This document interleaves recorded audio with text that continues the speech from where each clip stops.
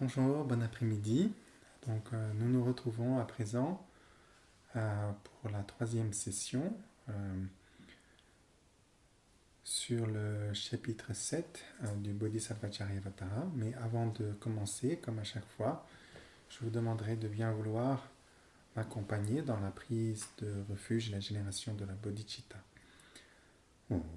Sanje chodan tsoje chonam la changju pardo dane chapso dage jinso jibe sunam chi rola benchir sanje ro par shu Sanje chodan tsoje chonam la changju pardo dane chapso Dāgī jīnsō jībē sūnām jīn rōlā bēnchir sāngjī rō pār shō sāngjī chūdāng sōjī chōnām lā chāngchū pārdō dāni chabsū jī dāgī jīnsō jībē sūnām jī rōlā bēnchir sāngjī rō pār shō sēm jī tam jī dēwā tāng dēwī jōdāng dēmbar chūjī Dongara dang dongara ji jodang chabar churji dongara mebe dewa tamba dang mendrabar churji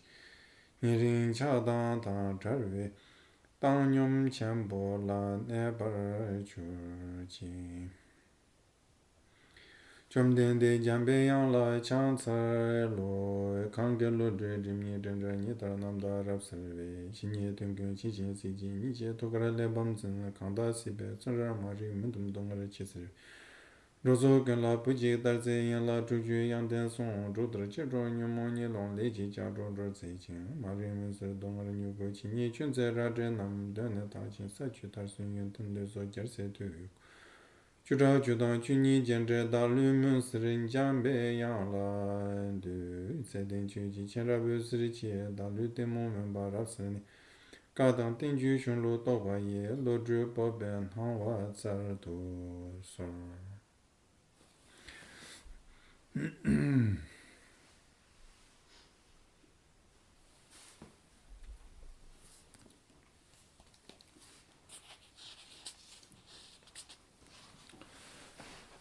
Donc, comme nous avons vu lors de la dernière session, le chapitre 7 du Bodhisattva Charyavatara, intitulé La persévérance, peut être divisé en 5 parties. Donc, pourquoi faut-il cultiver la persévérance? Quelle est la nature de la persévérance? Deuxième point. Et troisième point, comment se défaire de la paresse, en somme, qui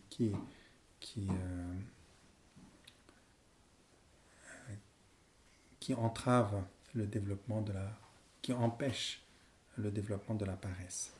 Donc nous en étions arrivés à ce troisième point.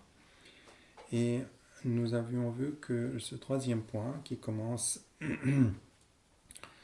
déjà à la troisième ligne de la stance 2, des 76 stances que comporte ce chapitre, est lui-même subdivisé en 5 parties. Et d'abord une présentation de la paresse, en somme. Et puis, deuxièmement, dans la stance 3, explication de qu'est-ce qui fait, qu'est-ce qui contribue au développement de la paresse. Et le troisième point, eh bien, présente les remèdes à la première des 3 formes de paresse dont nous avons vu la paresse de l'oisivité, la paresse qui est la persévérance, on pourrait dire, dans les activités nuisibles, l'attachement aux activités nuisibles, et troisièmement, le manque de courage,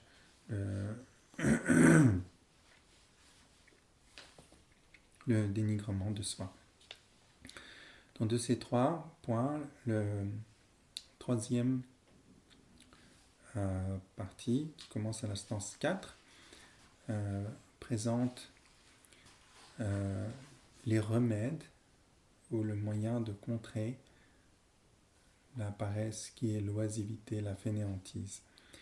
Et il y a deux observations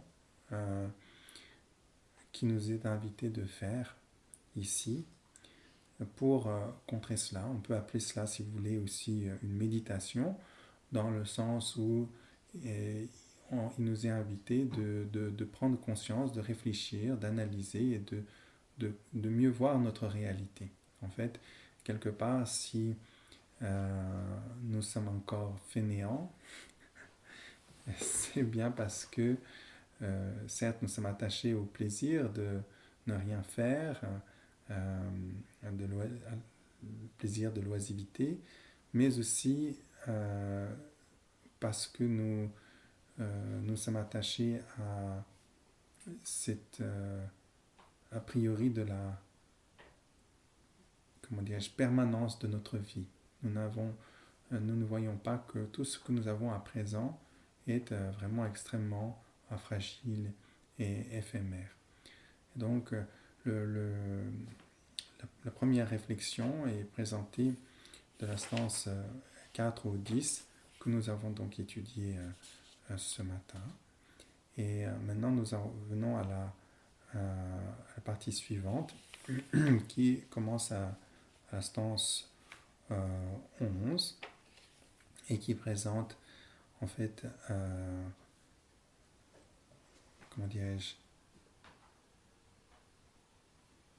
les conséquences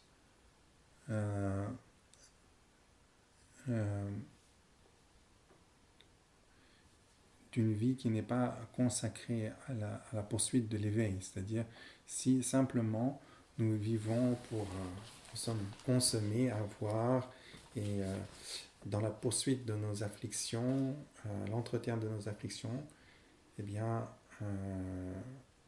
on va perdre l'opportunité que l'on a à présent d'avancer vers l'éveil. Et donc, le samsara va se perpétuer. Et sous-jacent à ce point, c'est que, en fait, non seulement nous avons aussi cette idée de l'attachement à la permanence de la vie, nous avons l'impression que la condition présente que nous avons est également permanente. C'est-à-dire, si nous sommes êtres humains, et par exemple, si on vous parle des vies antérieures et des vies futures, naturellement, notre a priori est de penser qu'on va renaître à nouveau être humain. Et si on est homme, on va être à nouveau homme. Si on est femme, on va être à nouveau femme. Si on était riche, qu'on va être à nouveau riche. Ou peut-être que ça va être quelque chose de légèrement mieux. Tout ce qu'on n'aime pas par rapport à cette vie, on les aura plus. On aura ce que l'on convoite en général. On peut imaginer, par exemple, les vies successives de cette manière. Mais en fait, il n'y a pas de condition qui soit véritablement stable. Nous pouvons être un roi, un bien puissant, un riche, ou l'on peut être quelqu'un en pleine santé, en pleine vitalité, qui possède à la fois jeunesse, beauté, richesse, toutes ces choses-là. Et on a l'impression que tout ça c'est naturel, c'est normal. Eh bien, ce sont des conditions qui sont difficiles, rares. Mais ici en particulier, ce n'est pas tant ces conditions-là qui nous préoccupent, c'est surtout la condition que nous avons à présent de pouvoir réellement actualiser l'éveil, atteindre l'éveil. C'est-à-dire l'éveil, ce n'est pas quelque chose qui est une possibilité dans un lointain futur. Si nous sommes persévérants, c'est quelque chose que nous pouvons réellement actualiser à présent. Et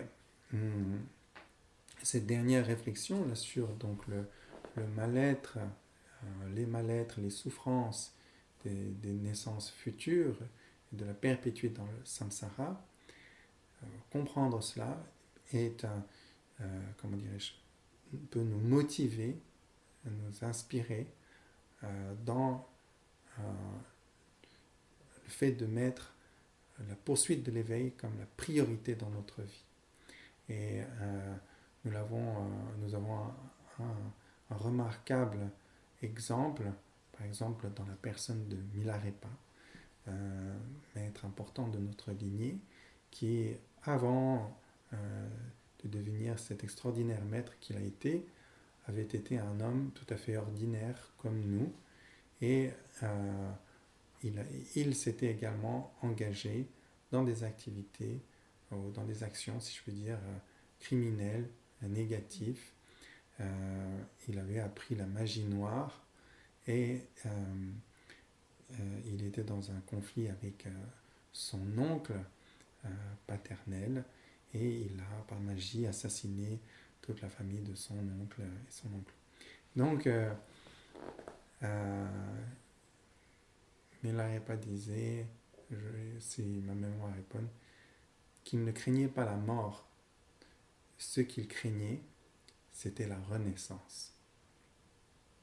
Donc ici, en fait, nous avons contemplé la mort, l'imminence de la mort, et quand on voit cela, que la mort est inexorable, nous sommes tous destinés à mourir, et que la mort survenue, rien ne peut nous aider excepté le dharma, en somme, c'est-à-dire les qualités, les vertus que nous avons développées. Si oui ou non nous sommes devenus maîtres de notre esprit, seul cela à ce moment-là peut nous aider. Tout le reste, que ce soit puissance, pouvoir, argent, souvenir, tout cela ne peut nous être utile. Rien, on doit partir seul, nu, avec son esprit seul, et c'est seules les qualités de l'esprit qui nous seront utiles. Et si nous comprenons cela, alors nous allons être persévérants, être enthousiastes, avoir de l'énergie, ne pas s'attacher à l'oisivité, à ne rien faire, voir que à présent il y a une opportunité d'avancer vers l'éveil et qu'il faut saisir cette opportunité puisqu'il y a la mort. Donc la contemplation de la mort suscite en ce sens la persévérance, mais aussi la contemplation de la renaissance. Et donc c'était essentiellement ce point-là qui est ici évoqué à partir de la stance 11.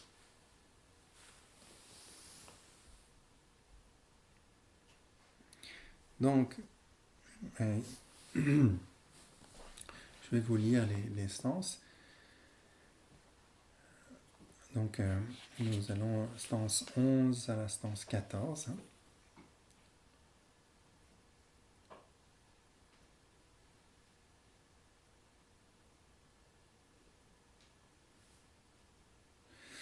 Si dans la vie présente même, je serais effrayé, tel un poisson roulé vivant dans le sable, quel besoin de mentionner les maux intolérables, fruits des méfaits accomplis.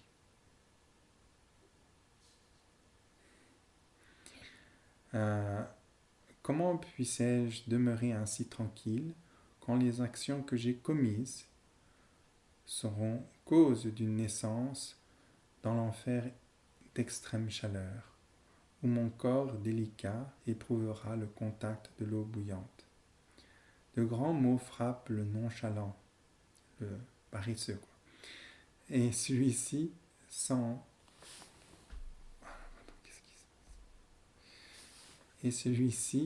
faire d'effort attend des résultats, saisi par la mort, tels les dieux, il s'écrie « Ah, je suis vaincu par les souffrances ».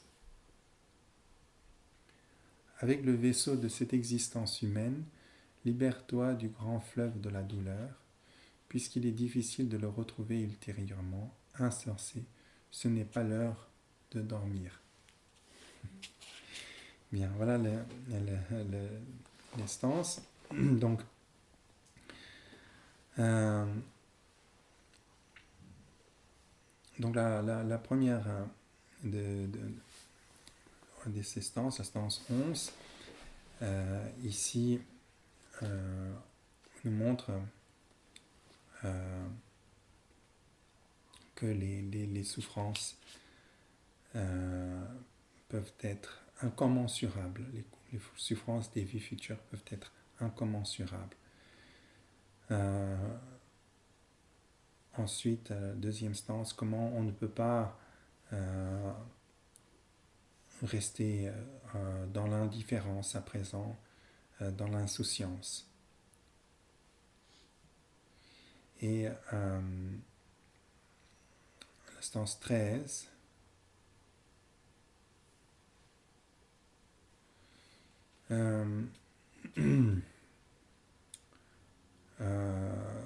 c'est une sorte d'exhortation, si je puis dire, pour nous amener à nous détourner de notre, comment dirais-je, indolence, notre paresse présent.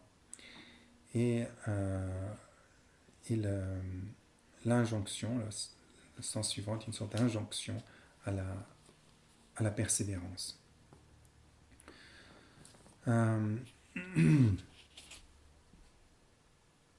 Donc, à présent, nous éprouvons, nous n'avons pas forcément, si je puis dire, conscience des souffrances qui nous attendent. Nous sommes un peu dans une sorte, pour l'instant, je ne ressens pas la douleur, et donc il me semble, je suis dans une certaine naïveté de penser que la douleur ne va pas m'arriver.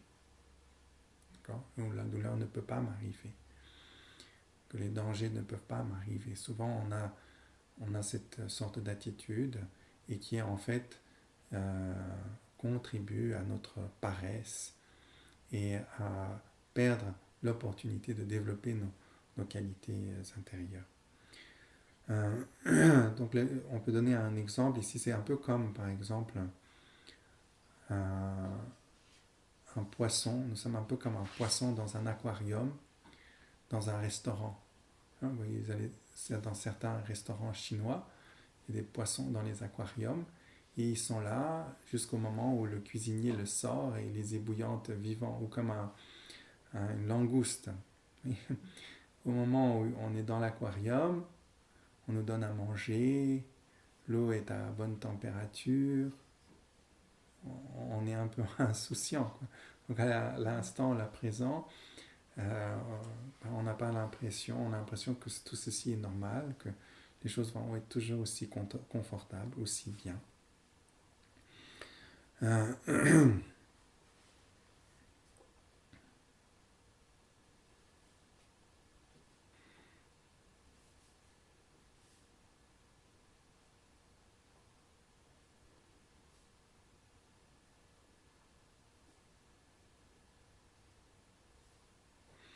Donc, nous avons auparavant, donc il y a un renvoi ici dans le texte, dans le sens, si dans la vie présente même, je serais effrayé tel un poisson roulé vivant dans le sable. Auparavant, nous avons vu pris dans les raies des passions, tombé dans le filet des naissances. Donc il y a un peu le thème de la pêche, si je puis dire, qui est l'image de la pêche ici qui est utilisée. Donc il y a une sorte de renvoi à la situation, à notre situation présente, c'est-à-dire quand on regarde on peut être dans l'insouciance par rapport à notre vie présente, mais en fait notre vie présente, quand on regarde bien, il est de la nature du mal-être. Et juste être dans l'indolence n'est pas dans la l'oisivité et dans cette insouciance n'est pas en lui-même une solution au mal-être. N'épuise pas le mal-être, ne dissipe pas le mal-être en d'autres termes. Et donc, rien qu'en considérant cette vie et l'imminence de la mort, il est important de pratiquer. Mais maintenant, si l'on considère notre vie future, eh bien, si on trouve la souffrance que l'on a maintenant tellement pénible, que serais-je, que seraient les autres types de souffrances possibles? Il y en a une grande multitude qui sont décrites et que l'on peut observer chez d'autres êtres sensibles qui souffrent, qui sont comme nous, puisque ça ne m'arrive pas, je pense que c'est impossible, mais en fait, je peux tout à fait être à la place de cette autre personne qui souffre.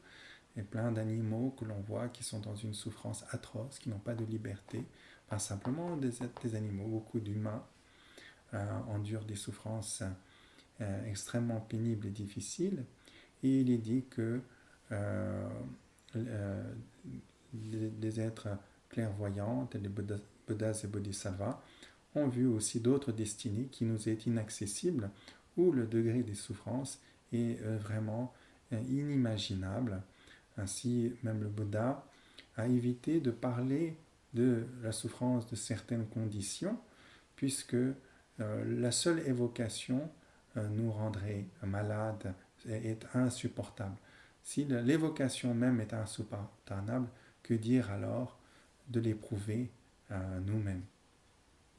Donc, tout cela est de l'ordre du possible. Et quelles sont les causes? Qu'est-ce qui mène à cela? C'est l'égarement. Eh bien, l'égarement, nous l'avons. Ces idéalistes, c'est l'agenda du soi, comme je vous disais tout à l'heure auparavant, c'est-à-dire être attaché à ce jeu. Et de ce fait-là également, les semences sont les afflictions qui naissent de cela et notre volition au karma. Et tout cela, nous pouvons en voir en nous à présent aussi les dispositions pour naître dans ces destinées inférieures, mais aussi à travers nos actes passés. Nous avons été, nous avons tiré profit d'autrui, nous avons commis toutes sortes d'actes négatifs, ne serait-ce qu'à l'égard des animaux,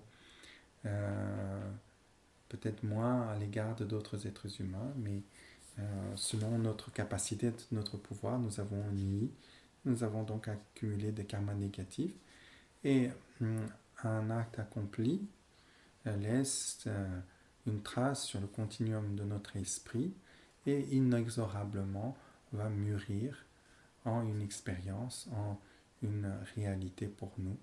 Donc le karma n'est pas quelque chose à laquelle on peut quelque part s'échapper, c'est déterminé par notre propre illusion, nos attachements. Si on réalise la nature de l'esprit, on cultive les qualités inhérentes de notre esprit, on peut s'affranchir évidemment du karma. C'est ainsi que, par exemple, Milarepa est par la persévérance devenu éveillé de son vivant même et a non seulement échappé à toute, comment dirais-je, conséquence de ces actes négatifs passés, mais il a également atteint le plus grand degré de réalisation et de félicité à l'éveil.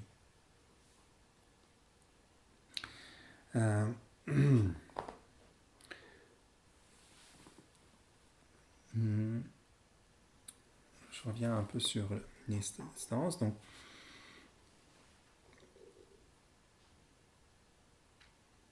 Donc si donc il y a cette comparaison, donc par rapport à la vie présente, si je suis effrayé tel un poisson roulé vivant dans le sable par la vie présente même, que dire des vies futures, dont les souffrances sont intolérables. Donc voilà, et l'explication aussi, comment puis-je demeurer ainsi tranquille quand les actions que j'ai commises seront cause d'une naissance dans l'enfer d'extrême chaleur où mon corps délicat éprouvera le contact de l'eau bouillante. Donc ici, un point, c'est que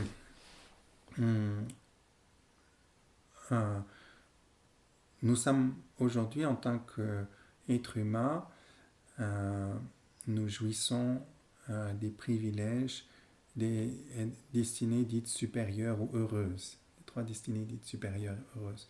Nous avons un corps d'une certaine force, d'une certaine vitalité, mais dans les destinées inférieures, on peut renaître en ayant des corps beaucoup plus fragiles, beaucoup plus emprunts à la douleur. Par exemple, les destinées qui nous sont invisibles, telles que dans les enfers, on prend des corps d'une extrême laideur, d'une extrême fragilité, des corps extrêmement sensibles, où des contacts, des sensations est éprouvée comme douleur. Toute sensation est éprouvée, ressentie comme douleur et souffrance de par la fragilité. Et cette fragilité du corps est en quelque sorte aggravée par, par toutes les difficultés qu'ils éprouvent. Par exemple, comme une plaie ouverte, le, là où il y a le plaie, la peau est encore plus fragile. Chaque chose qui la touche, la douleur est plus grande, un peu de la même manière, donc est décrit ainsi. Mais nous pouvons nous déjà voir, par exemple, chez les insectes, comment ils ont des corps si fragiles et des vies si courtes, et comment leur vie est empreinte de tant de difficultés et de souffrances. Donc, il n'y a fondamentalement aucune différence entre moi-même et ces êtres-là. Nous sommes également des êtres sensibles, mais du fait de nos, euh, nos dispositions, notre volition, notre karma, nous avons euh, pris naissance dans telle ou telle espèce. Donc nous sommes devenus êtres humains, on peut devenir insecte. Fondamentalement, ultimement, il n'y a pas de distinction, mais il y a une distinction simplement au niveau de notre égarement. Nous avons un égarement, des attachements, des actes qui sont distincts, séparés. Donc tous les êtres ne sont pas, en ce sens-là, relativement ou superficiellement, ils ne sont pas pareils, bien que en dernière analyse, ultimement, ils le soient. Donc cette différence est possible sans que cela soit en quelque sorte contradictoire, parce qu'on parle de deux ordres de réalité. D'une part, du fictif, donc dans les fictions, tout est possible. Les fictions dépendent de notre égarement et des volitions et actions correspondantes. Or, l'au-delà de la fiction, tous les êtres sont, si je puis dire, sans distinction. Donc, en ce sens, tous les êtres sensibles ont le potentiel de l'éveil, nous-mêmes également, mais que nous l'actualisons ou pas dépend bien entendu de conditions favorables que nous avons. Par exemple, beaucoup de ces animaux, ces êtres infernaux, ils sont empêchés par leur douleur, leur souffrance, de pouvoir même tourner, bien qu'ils aient la capacité de devenir éveillés, leur souffrance et leurs conditions les en empêchent, comme pour les animaux également.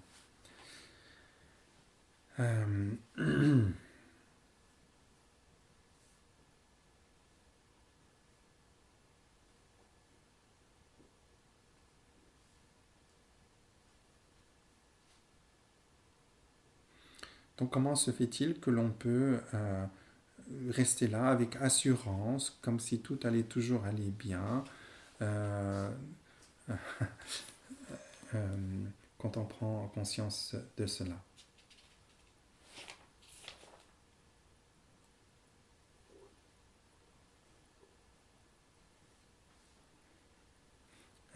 Donc,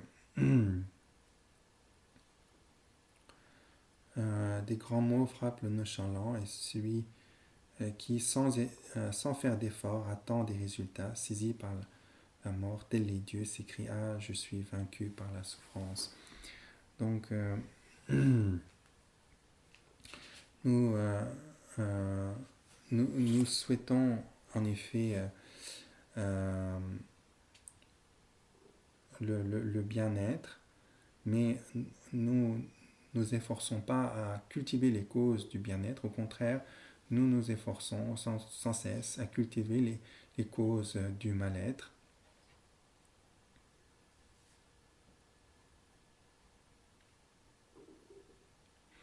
Donc c'est ça un peu le sens. Et c'est des grands mots frappent le nonchalant. Celui qui, sans faire d'effort, attend des résultats. Nous espérons des résultats favorables alors qu'on ne les cultive pas. Euh, mais comme on n'a pas cultivé les causes du bien-être, nous avons cultivé les causes du mal-être, évidemment, le mal-être arrive inexorablement. Et là, il est comme trop tard, nous sommes emportés par notre confusion, par les circonstances, et on s'écrit, tel les dieux, il est dit que les dieux, il y a une particularité, alors il y a un point un peu sous-jacent ici, c'est que il est dit que les dieux qui sont décrits dans la mythologie, par exemple indienne, etc., ont une très très grande longévité, mais ils ne sont pas euh, réellement immortels, c'est-à-dire ils vont un jour perdre leur condition divine.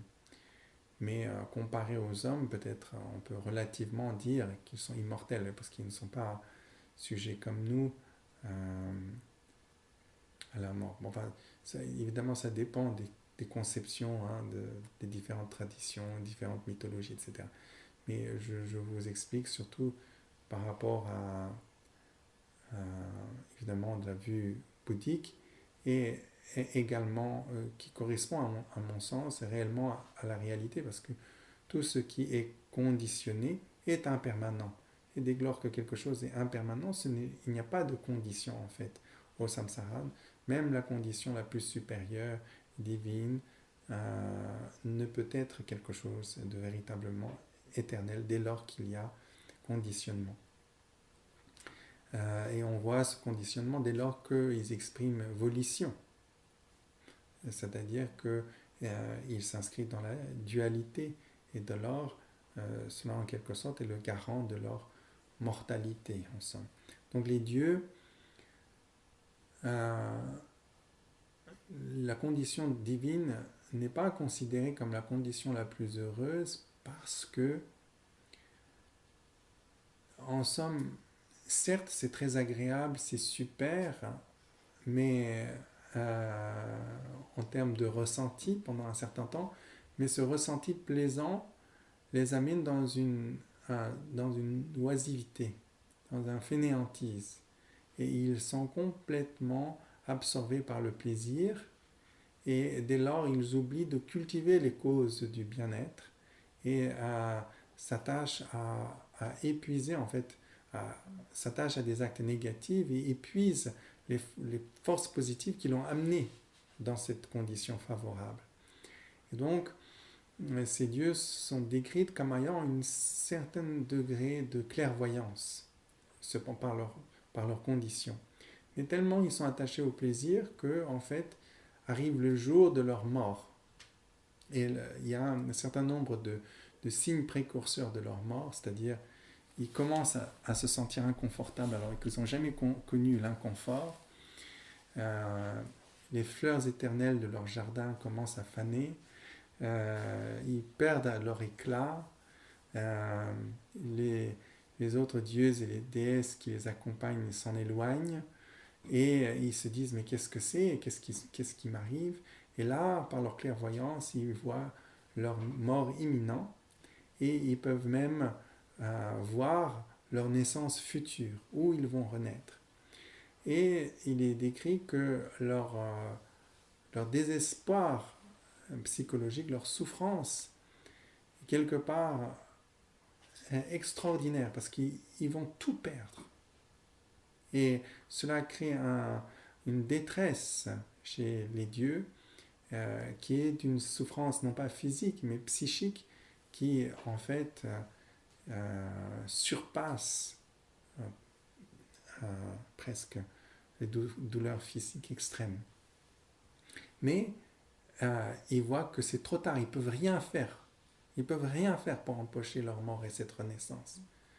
Et c'est cela qui les met dans cette détresse. Même renaître dans les conditions humaines les plus favorables, pour eux, c'est comme aller dans le pire des prisons. Et relativement, on peut voir ça dans la condition humaine, par exemple, quelqu'un qui est habitué à un certain confort, à un certain luxe, quelque chose de très simple, même si c'est pas inconfortable, lui semble une déchéance extraordinaire. Tout ça, c'est une, un rapport de comment on saisit ensemble les choses.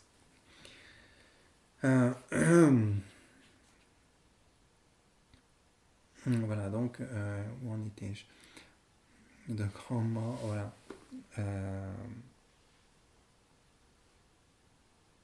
Donc le jour où la mort nous saisit, et on s'en rend compte que l'on doit partir et mourir et renaître ailleurs, on voudrait s'assurer d'une renaissance heureuse, mais on n'a rien fait pour cela. On a été fainéant, oisif, on n'a pas pratiqué la discipline éthique. Au lieu, pour richesse et bien, on a on s'est engagé dans des actes négatifs, nuisibles à d'autres êtres sensibles, exploiter les êtres sensibles, etc. Au lieu de cultiver le samadhi, nous avons maintenu notre esprit sans cesse dans l'emprise des afflictions. Nous avons pris refuge dans la haine quand il s'est levé, dans le désir quand il s'est levé, et constamment nous avons entretenu l'agitation incessante de notre esprit qui est dans une sorte de stress permanent par l'agitation intérieure. Nous n'avons pas essayé de cultiver la sagesse, mais au contraire, nous nous sommes attachés à nos vues erronées, à nos biais, à nos divers biais cognitifs de permanence de la vie, etc., mais particulièrement à la saisie du jeu, mais aussi peut-être à certains types de croyances qui sont contraires à l'acceptation de devenir des actes. Ah, il n'y a rien après la mort. À la mort, tout s'éteint, je deviens rien. Donc, à quoi bon s'efforcer à présent de se garder des actes négatifs et d'essayer de cultiver des actes positifs, ou de penser, ah, les actes positifs et négatifs, ce ne sont que des conventions humaines, il n'y a pas de réalité derrière cela, de penser qu'il n'y a pas de causalité entre mes pensées et mon devenir. Ce genre d'attachement à ce genre de croyances vous ont empêché à cultiver les actes positifs. Et la réalité est que notre esprit n'est pas, ne peut pas être, comment dirais-je, ne peut pas être réduit à l'objet de notre conscience, ne peut pas être, en somme, simplement un produit dérivé de la matière. Établir la causalité entre l'esprit et la matière, c'est comme chercher à établir une causalité entre la lumière et l'obscurité. C'est deux choses qui sont antinomiques. D'une part, vous avez la matière qui est insensible, d'autre part, l'esprit qui a cette qualité sensible, qui a cette capacité de cognition que la matière n'a pas. Et donc, il est difficile d'établir un rapport de causalité comme l'un et l'autre, comme si l'un produisait l'autre. En fait, la matière est indissociable de la cognition. C'est un objet de la cognition. Il ne peut pas en être réellement distancié, séparé. On peut le penser comme deux entités séparées. On peut imaginer qu'il y a d'une part le corps, la matière, d'autre part la conscience, mais encore jamais l'un a été observé sans l'autre. Pour observer la matière, il faut toujours un esprit. Et donc c'est l'esprit qui fonde. S'il y a monde, il y a corps, il y a univers, tout ça est une réalité pour nous. C'est pas parce que on a pu voir ces choses, la substantialité de ces choses, mais c'est bien parce que toutes ces choses sont une expérience dans mon esprit. Et c'est mon esprit, cette capacité de cognition qui établit tout cela. C'est comme s'il n'y avait pas de lumière, il n'y aurait pas de forme et de couleur. On ne peut pas dire que les formes et les couleurs existent indépendamment de la lumière qui les rend visibles. De la même manière, le monde, l'univers, ce corps, toutes ces choses sont rendues visibles par notre esprit. Et comment ces choses m'apparaissent, ce ne sont pas par rapport au caractère naturel de ces choses, c'est-à-dire le rouge ne m'apparaît pas parce que le rouge existe substantiellement, mais parce que c'est ainsi qu'il est saisi par ma conscience. Il est en ce sens projeté par ma conscience comme rouge. Et donc on voit là que notre perception de la réalité dépend en fait de notre volition, de notre cognition et des conditions dans lesquelles notre cognition se trouve, qui déterminent donc tel ou tel type de vie, tel ou tel type de forme d'expérience, le mal-être ou le plaisir, etc., sont tous en fait des illusions de notre esprit. Et donc si on comprend cela, on va voir que eh bien, il est important dès à présent de chercher à se libérer du samsara. C'est le sens ici du stance 14. Avec le vaisseau de cette existence humaine, libère-toi du grand fleuve de la douleur, puisqu'il est difficile de le retrouver ultérieurement. Insensé, ce n'est pas l'heure de dormir. Ainsi, nous sommes exhortés à réellement être diligents dans la seule chose qui a véritablement le seul sens, c'est-à-dire la poursuite de l'éveil pour le bien de tous les êtres. Donc, nous avons cette condition présente qui est la meilleure d'entre les conditions humaines puisque nous avons accès au dharma, nous avons le loisir de pouvoir pratiquer. C'est comme un vaisseau qui nous permet de traverser l'océan du samsara, ou si vous voulez le fleuve du samsara, si on suit ici la traduction. Et nous avons non seulement le vaisseau, mais nous avons aussi un capitaine de vaisseau, un Kalyana Mitra, un ami vertueux, quelqu'un qui connaît le Dharma, qui en a l'expérience, qui peut nous aider, nous guider. Nous avons donc, grâce au Bouddha, à son enseignement, ce secours, toutes ces conditions favorables sont réunies et nous pouvons ainsi aller par-delà cette continuité de la souffrance. Donc l'image ici de ce fleuve, le caractère du fleuve, c'est la continuité qui s'écoule constamment.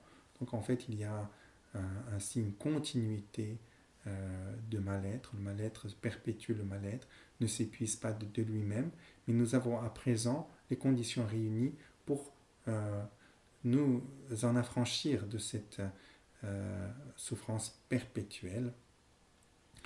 Et une telle condition est décrite maintes et maintes fois dans les textes du Dharma comme quelque chose d'une rareté sans comparaison.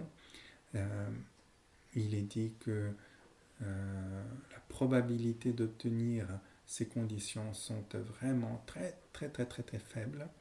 Et maintenant que nous avons ces conditions, si nous en usons pas, eh bien, il se peut que jamais cela se réunisse à nouveau pour nous. Donc il est important de prendre conscience de cela et de ne pas rester oisif et ne pas être dans la paresse.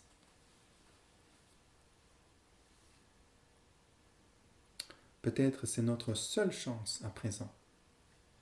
Et cette chance ne peut pas se retrouver.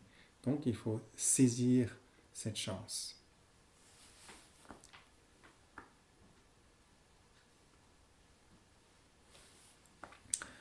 Bien, donc cela nous amène maintenant au quatrième point qui est présenté ici dans la stance 15.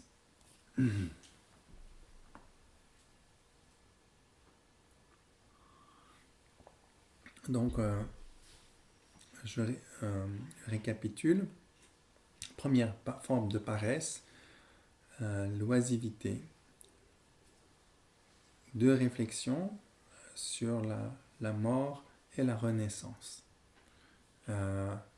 Bien comprendre cela, bien prendre conscience de cette réalité, nous permet de nous en détourner. Donc ça, c'est deux réflexions, observations, si je puis dire, qu'il est important pour nous de faire, et aussi deux choses à constamment garder à l'esprit, c'est-à-dire le souvenir de ces deux points vont, quand on est oisif, nous ramener vers ce qui est prioritaire, et vraiment ce qui est essentiellement bénéfique, et ne pas perdre notre temps et notre opportunité. Maintenant, la deuxième forme de paresse, c'est l'attachement. J'avais dit attachement, voilà, c'est les activités qui expriment notre attachement à des actions nuisibles. D'accord ?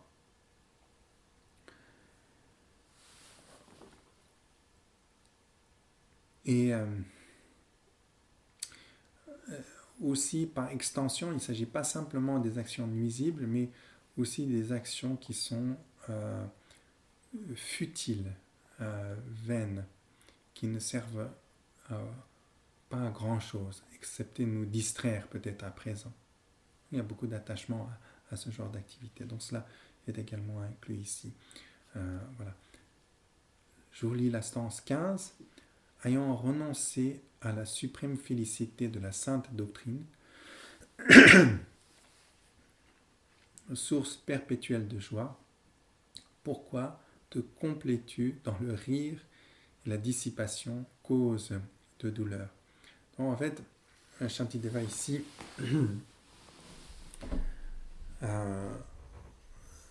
se focalise surtout non pas parce que bon, il s'adresse évidemment ici à des pratiquants bouddhistes, donc évidemment il ne s'agit pas de détourner une personne d'un meurtre. C'est des personnes déjà qui ne vont pas s'engager dans des meurtres, qui ont probablement son auditoire était déjà des moines qui sont tenus par des vœux très stricts, mais aussi peut-être par des laïcs bouddhistes qui également font vœu de ne pas tuer.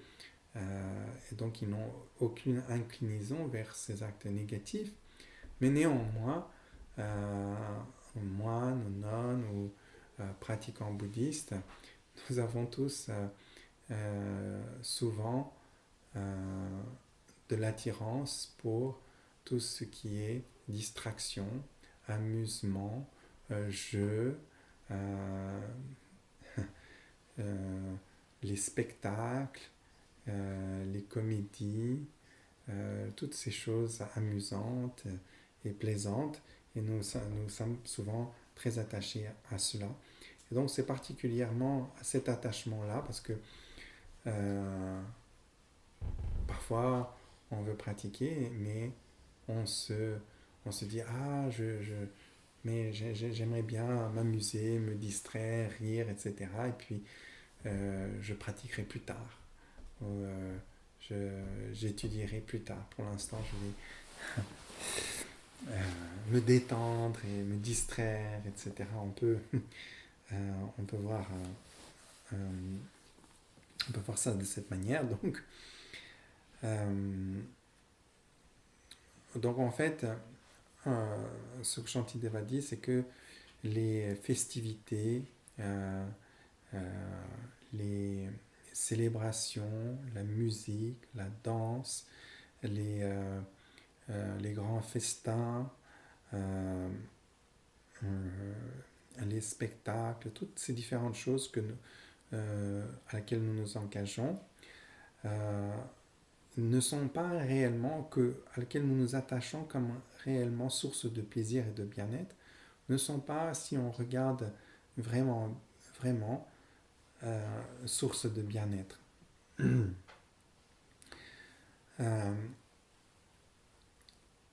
En somme, pourquoi renoncer à la véritable félicité pour ces faux semblants de félicité? Pourquoi est-ce que toutes ces choses-là ne sont pas réellement bien-être? D'abord parce que déjà, toutes ces activités demandent beaucoup d'efforts et sont source aussi immédiatement de différentes difficultés. Euh, si je puis parler de mon expérience personnelle en parenthèse ici, par exemple, plus jeunes, d'autres jeunes, comment dirais-je, me m'inciter à aller à des fêtes en boîte de nuit. Et j'étais allé une fois et j'ai trouvé ça extrêmement ennuyeux. C'est extrêmement bruyant, il y a énormément de fumée, on ne peut pas se parler.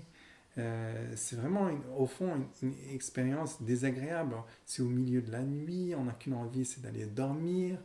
Mais franchement, où est le plaisir là? Je ne comprenais pas pourquoi on trouvait ça tellement génial.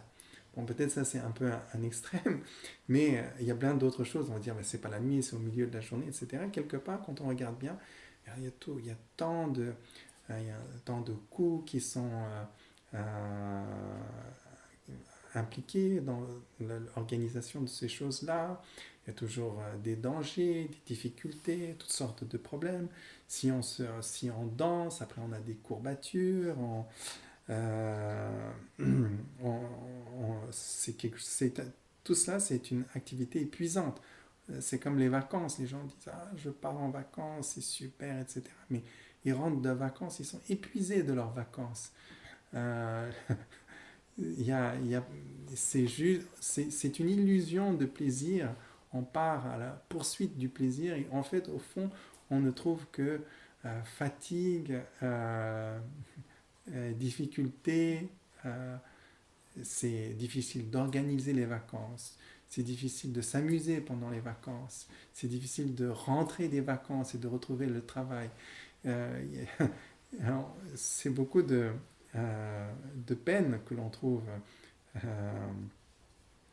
autour de ces choses. Et puis ensuite, bon, évidemment, dans ces différentes fêtes, euh, c'est, où on se rassemble la nuit, etc. Bien, il y a tous les voleurs qui viennent là, toutes les personnes qui vendent des produits illicites. On peut complètement perdre sa vie. On est incité à prendre des drogues, à consommer des choses qui sont négatives. Et si on n'en meurt pas, eh bien, on crame une grande partie de ses neurones. Euh, et on détruit en gros ses capacités. Pourquoi? Pour un semblant de plaisir, pour une ivresse passager qui n'est même pas en lui-même plaisant. On prend les drogues en pensant que ça va être le summum du plaisir. En fait, le réel bien-être, vous ne le trouverez que dans les qualités innées de votre esprit, à travers la méditation. C'est une félicité bien plus grande que toutes les félicités de consommation, que ce soit, comment dirais-je, de breuvage, de fêtes, de vacances, de sexe, de drogue, de quelle que soit, aucune de des félicités que ces choses procurent n'arrive à la cheville, si je puis dire, de la félicité véritable de la quiétude naturelle de l'esprit. Euh,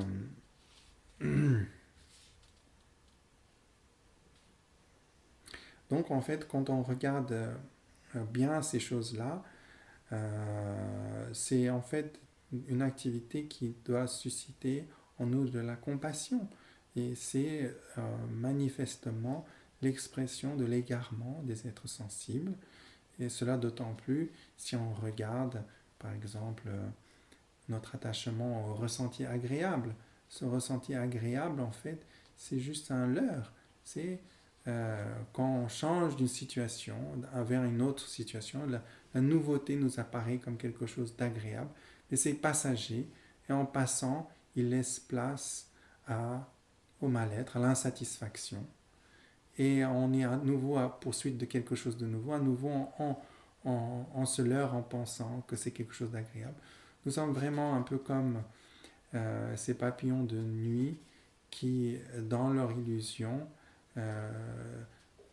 sont attirés par la flamme qui les consume, qui les détruit.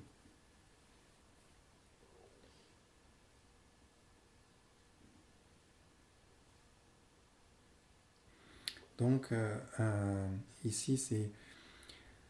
Le point, c'est pourquoi nous complaire dans tout cela qui ne sont en fait, en réalité, que de cause de la douleur. Comment peut-on mettre de côté la poursuite vraiment de ce qui est la source de la perpétuelle joie, un perpétuel bien-être, ce qui est réellement bénéfique pour nous. Et cela est ce que l'on trouve évidemment exposé ici dans le Dharma.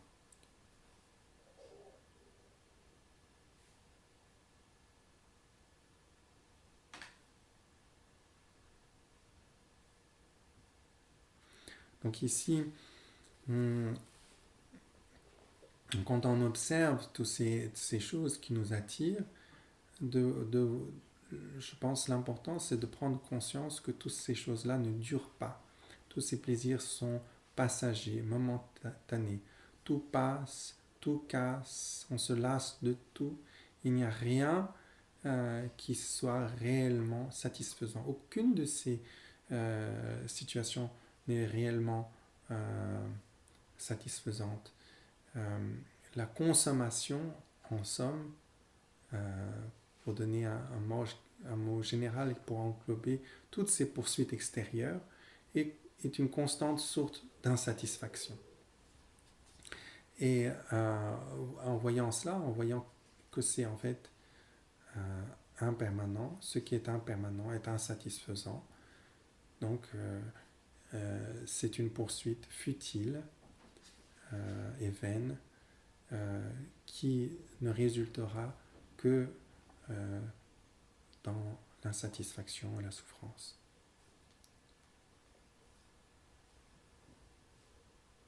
Donc de se rappeler cela. Quand l'attirance, par exemple, pour toutes ces choses apparaît, de voir que ces choses sont momentanées.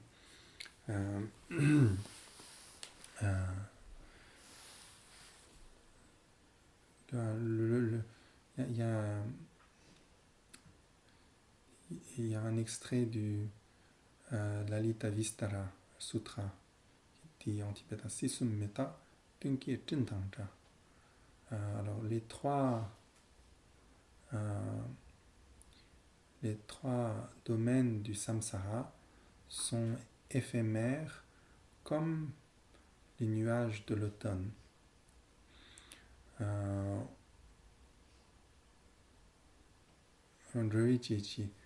Karla Tatang Tsung.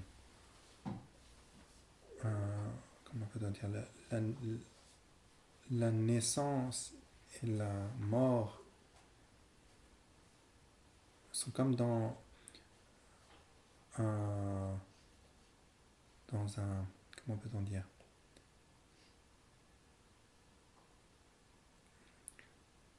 dans une pièce de théâtre. Et, la durée de la vie est comme l'éclair, comme l'éclat d'un éclair très, très court. La vie s'écoule comme un torrent, aussi rapidement qu'un torrent qui dévale une falaise. Donc en fait, dans toutes ces choses, dans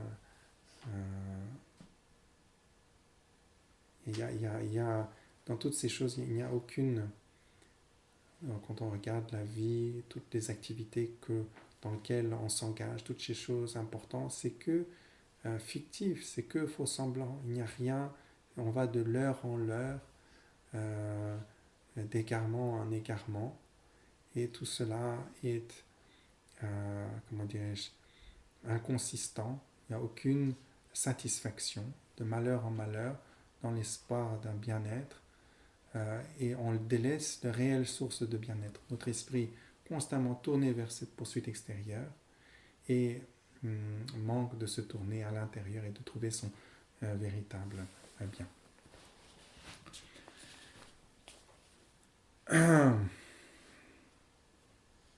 Voilà. Donc c'est juste une stance pour présenter ce point. Donc l'important ici pour contrer en fait cet attachement.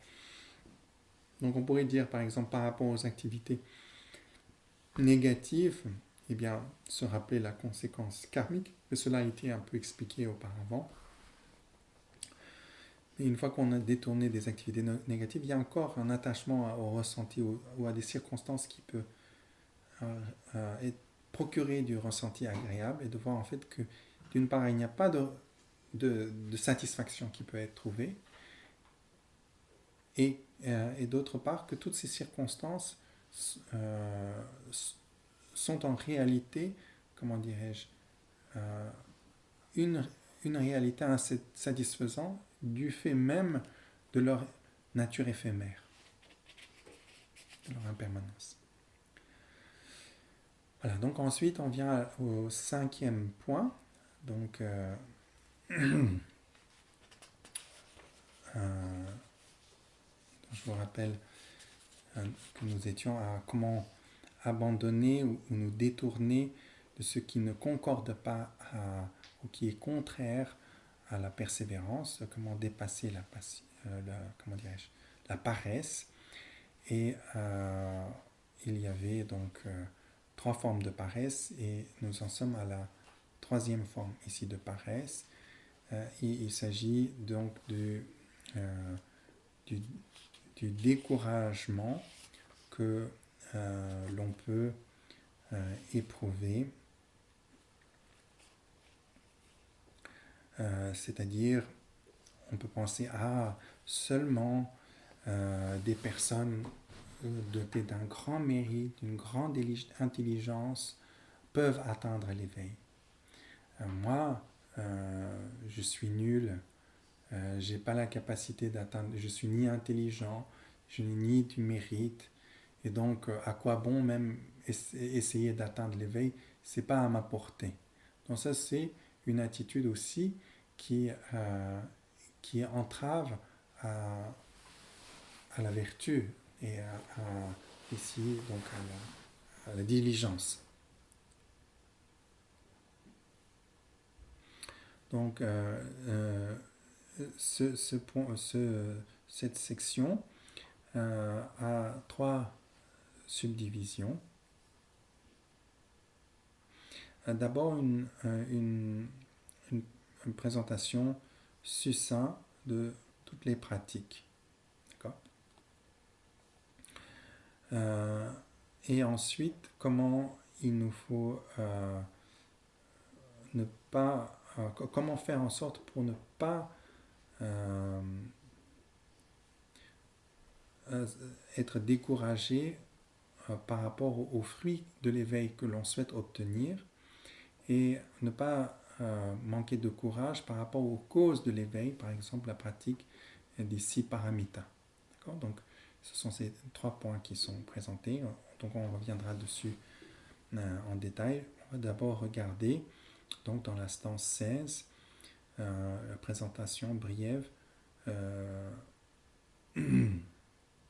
de toutes les remèdes, enfin toutes les, comment peut-on dire, tout ce que nous pouvons réunir pour cultiver la persévérance.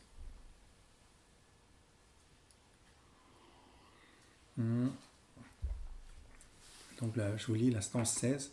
Sans me décourager, avec l'armée des antidotes, l'application à la maîtrise de soi, je pratiquerai l'égalité de soi et d'autrui et l'échange de soi pour autrui. Donc d'abord, donc sans me décourager. Donc ça c'est euh, en tibétain, Jilup, mais c'est euh, ne pas avoir le découragement. Donc, être sans découragement. Donc, c'est le contraire même du découragement, l'absence de découragement. On a du courage, si je peux dire.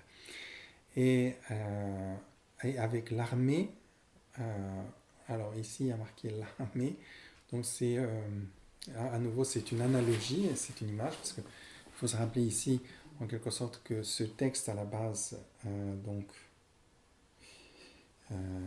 est en quelque sorte comme un poème, écrit entièrement en stances. Et donc cela est écrit ici de cette manière-là pour une raison spécifique, c'est-à-dire dans l'Antiquité, les impressions des textes étaient rares, et donc les points et les sujets du texte, il était important que ceux qui l'étudiaient puissent les retenir facilement, donc pour un effort, pour une raison mémotechnique. Donc en fait des sujets très, très vastes, on a essayé de les condenser en peu de mots, mais de manière pertinente pour qu'on puisse retrouver. Donc c'est un peu, ces textes sont un peu comme, comment on pourrait donner une image, par exemple aujourd'hui, dans l'informatique, quand vous avez des dossiers trop larges, vous avez une application qui va euh, contracter le contenu du texte, et comme ça vous pouvez l'envoyer et ça prend moins de place. D'accord. Après, il vous faut une autre application pour décontracter, rouvrir le texte pour que vous pouvez retrouver le même, comment dirais-je, quantité de bits d'informations qu'il y avait dans le dossier. Donc c'est un peu de la même idée, c'est-à-dire il y a un effort ici de contraction. Parfois, cet effort de contraction va à un tel point qu'en fait, quand on lit la stance, c'est quasiment incompréhensible. C'est extrêmement lapidaire. Et donc, et c'est la raison pour laquelle il y a les commentaires. Les commentaires sont en fait l'application qui permet de, comment dit-on, voilà, de décompresser le texte, d'ouvrir le texte, de décompresser le texte et d'en faire sortir toutes les, comment dirais-je, les subtilités du texte. Et aussi c'est la raison pour laquelle voilà la, aussi une idée de transmission, d'explication que l'on a entendu de quelqu'un qui a déjà entendu et qui comprend bien ce texte, c'est très important, c'est-à-dire simplement par la lecture seule, en quelque part, il y a beaucoup de points qui peuvent aussi nous échapper. Donc ici, il y a beaucoup d'usage d'analogie, et le texte est entièrement écrit en stances, donc c'est comme un long poème, si vous voulez, par la contraction, la beauté du texte également. Donc on peut trouver ces diverses formes d'analogie. Donc bon, j'ai fait une petite digression, mais peut-être vous vous demandiez aussi, je n'ai pas expliqué au début non plus, donc je le présente ici.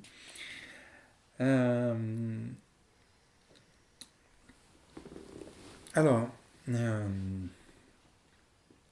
par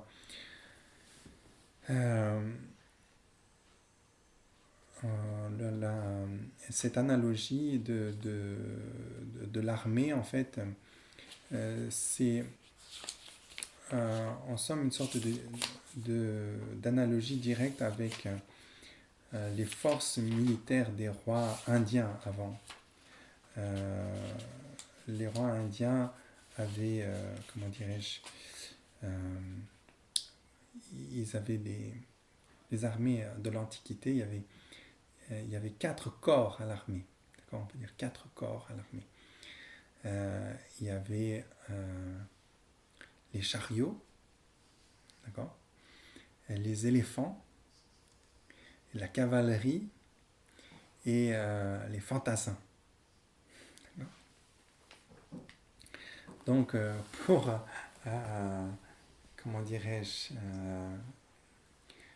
euh, pour, et donc, grâce à cette armée, ils pouvaient donc protéger leur territoire, conquérir de nouvelles, établir, comment dirais-je, asseoir leur pouvoir, etc. Et donc, ici, l'analogie est qu'il y a 4 qualités que nous pouvons cultiver pour développer la, la persévérance. Donc il s'agit d'abord de la motivation. Donc être motivé à cultiver la vertu. Donc la motivation ici est comparée à, aux chariots, qui sont facilement manœuvrables. Donc la motivation, c'est quelque chose qu'on peut manœuvrer facilement. Ensuite, vous avez la, le, la branche de l'armée des éléphants. Ça, c'est la, comment dirais-je, la stabilité.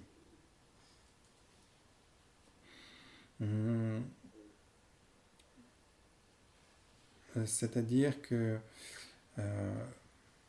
cette motivation, quand elle est cultivée suffisamment, eh bien, elle devient très stable.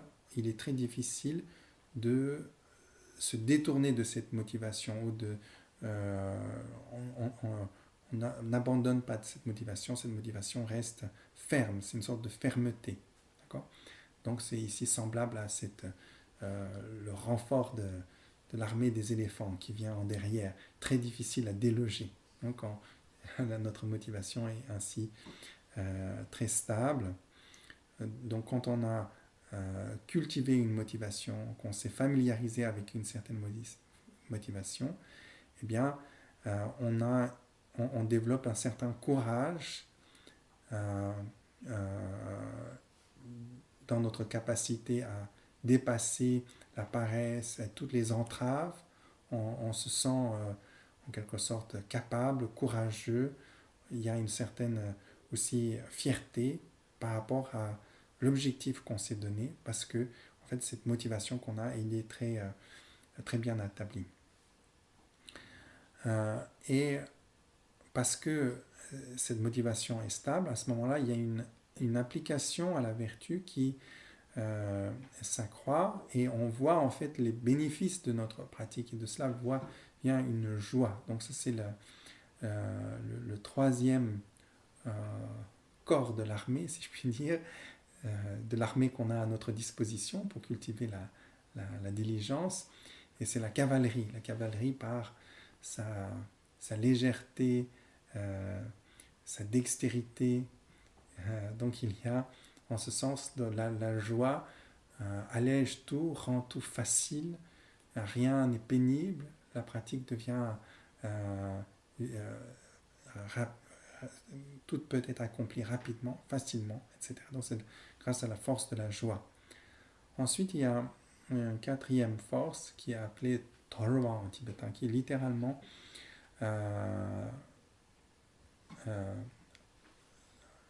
dans le texte ici, ils ont traduit par renoncement, mais littéralement, c'est le fait de délaisser, de relâcher, de jeter même, parfois ce terme est utilisé pour dire jeter. Et il s'agit ici en fait de l'allègement, c'est-à-dire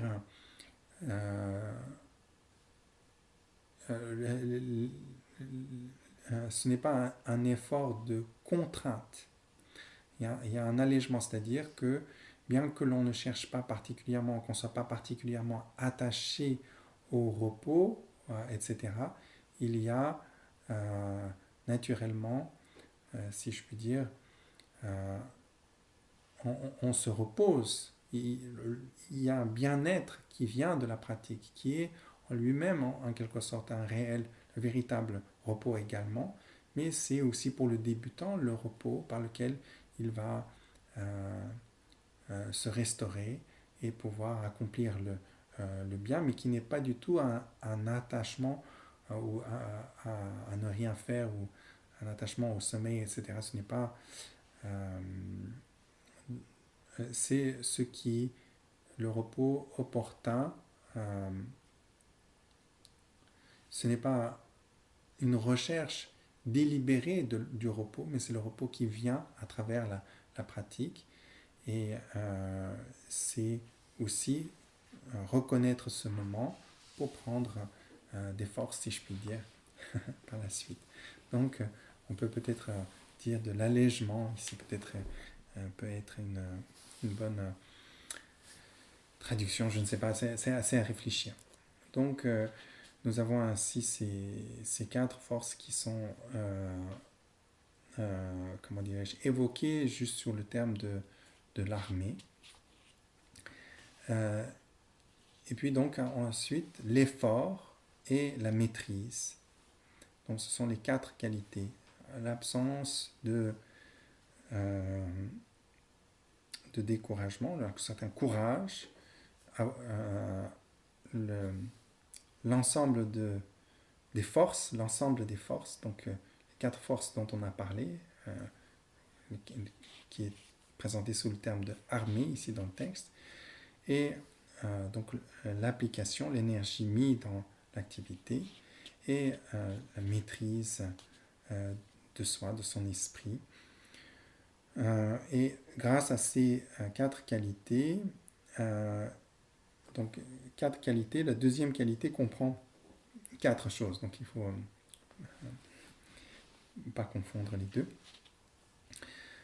On peut à ce moment-là réellement s'appliquer à la vertu et accroître la vertu. Et ici, l'essence de cette pratique vertueuse est présentée ici dans la pratique de l'égalisation de soi et autrui et de l'échange de soi et autrui. Donc évidemment, ce sujet-là est décrit plus en détail dans le chapitre 8 du Bodhisattva-charyavatara, mais l'énergie que l'on cultive, c'est pour dépasser l'agenda de l'ego, comme je vous disais tout à l'heure, la poursuite comment dirais-je, l'affirmation du jeu et la poursuite de l'affirmation et de la mise en avant toujours du jeu, qui en fait est épuisante et source constante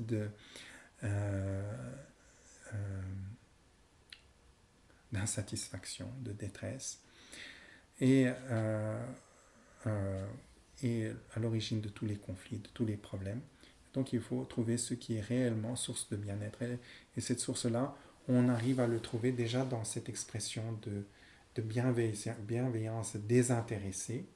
Et cette bienveillance désintéressée est en quelque sorte l'expression sans ego, l'expression naturelle de l'esprit, libre de l'ego, on pourrait dire. Donc c'est en quelque sorte dépassement de l'expression de l'ego se trouve dans cette bienveillance désintéressée que l'on appelle maîtrise. Et donc, si nous avons cela, eh bien naturellement, il est important de dépasser la discrimination. La discrimination, en somme, l'ignorance, c'est discriminer. Une discrimination, c'est, comment dirais-je, une distinction biaisée, arbitraire, qui ne concerne pas la réalité. C'est biaisé. Donc, toute discrimination est en somme une sorte de biais. Donc, tant qu'il y a ces biais, eh bien, il y a entrave à développer, à pouvoir exprimer les qualités naturelles de notre esprit. Donc, progressivement, il nous faut mettre notre énergie, notre effort à aller vers ce qui est réellement source de bien-être pour nous et pour autrui, cultiver les qualités de notre esprit et dépasser nos biais, et en particulier l'attachement au jeu, je suis plus important que les autres, et qui est source de tant de détresse et de souffrance, comme nous avons dit. Et donc ici, pour ce faire, d'abord, on va pratiquer l'égalité de soi et autrui, c'est-à-dire ne pas faire de discrimination entre soi et autrui, et ensuite échanger le soi pour autrui, c'est-à-dire quelque part se mettre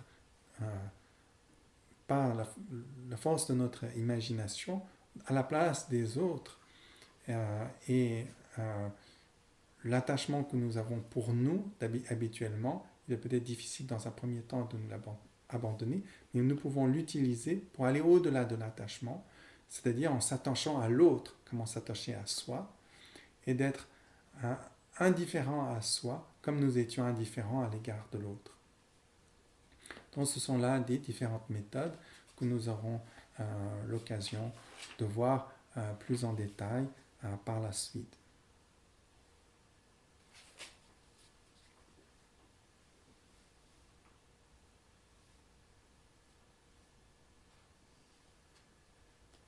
Voilà, donc je vais conclure là aujourd'hui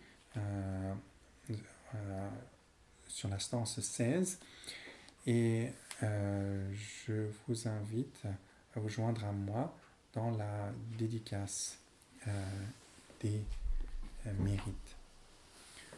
Sonam di tamje zibani toning yebe ranam pamchi cheganaji palab chupayi sibe soden rowan rowan sho chanchu semjo rambochi machi panam chi yushi cheba nyamba mevata konne konde power show. Merci, à bientôt.